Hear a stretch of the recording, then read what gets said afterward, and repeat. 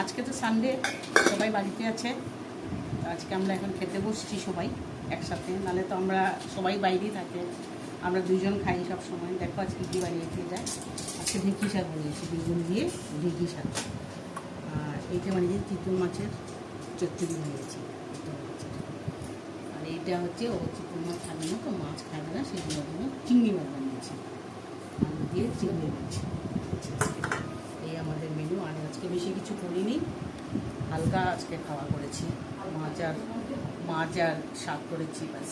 ডাল বানাইনি আজকে। এই আমাদের আজকে খাবার মেনু।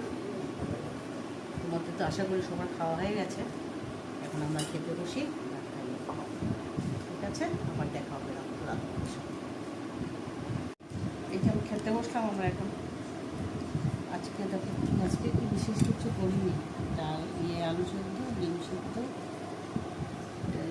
মিষ্টি কুমড়ো আলু মাখা আছে।